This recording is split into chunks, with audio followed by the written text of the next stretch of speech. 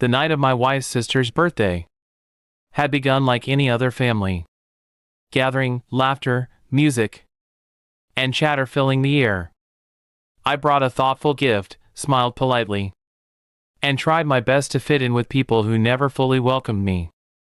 My wife stayed close, glowing in her dress, while her family floated around her like she was a queen. I thought the evening would be harmless. I had no idea it would turn into the most humiliating moment of my life. When the cake was brought out and everyone gathered, my mother-in-law lifted her glass to make a toast. She praised her birthday daughter, her other children, her husband, and even the nieces and nephews. Everyone smiled, soaking in her words of pride. But then her eyes landed on me, and her tone shifted. "I'm proud of everyone in this family," she said, pausing long enough to make sure all eyes were on her. "Except you, John." The words sliced through the air.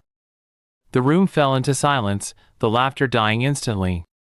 My face burned hot as I stood frozen, every pair of eyes darting between her and me. At first, I thought she was joking, but her expression told me otherwise. Cold. Calculated. She wanted to shame me. And she had succeeded. My wife's hand tightened on my arm, her voice trembling with anger as she snapped, "Mom, that was uncalled for." But her mother only shrugged, sipping her drink as though she had merely spoken the truth. The rest of the night was ruined. Conversations became forced, smiles fake, and I sat in the corner, feeling like a fool. My wife stayed by my side, whispering apologies. But I could feel the eyes, the whispers, the pity. I swallowed my pride and endured, but inside me, something broke that night. Something also awakened. On the ride home, my wife tried to comfort me. "Don't take her words to heart," she said softly. But I wasn't just hurt, I was furious. My humiliation had been served in front of everyone, and I knew I couldn't let it go. Forgiveness was no longer an option. Revenge was the only answer. Over the next few weeks, I began watching closely, listening carefully. My mother-in-law thought she was untouchable, but every person has secrets. And soon enough, I found hers.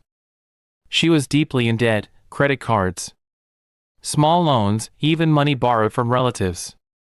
She kept it hidden, maintaining her image of respect and control. I quietly gathered proof, every bill, every letter, every piece of evidence I could find. The opportunity came during another family dinner a month later. Everyone was there again, eating, laughing, pretending the birthday incident had never happened. My mother-in-law sat proudly at the head of the table, controlling the room like a queen. I waited until dessert was served before standing up. My wife looked at me nervously, sensing I was about to say something. I lifted my glass, mimicking her exact tone from that night. "I want to make a toast," I said loudly, drawing everyone's attention. "I'm proud of everyone in this family, except the person who pretends to be perfect while drowning in lies." Gasps filled the room as I pulled out the folder of documents and dropped it on the table in front of her. Bank statements, loan papers, debt notices. Her face drained of color as relatives leaned forward, whispering in shock. "You humiliated me in front of everyone," I said coldly, my voice steady, "but at least I've never built my pride on lies. Now everyone knows the truth about you." The silence was deafening.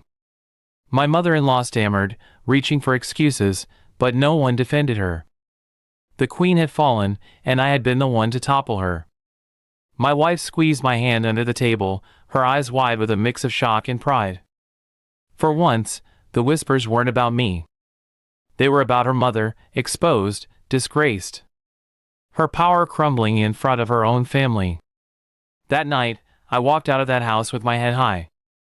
The same people who once pitted me now looked at me with respect, even fear. My mother-in-law never spoke down to me again, she couldn't. I had shown her that humiliation cuts both ways. Revenge had been served. And it tasted far sweeter than the birthday cake I never enjoyed. From then on, I wasn't just John, the unwanted son-in-law. I was the man who dared to strike back, and made sure no one ever forgot it.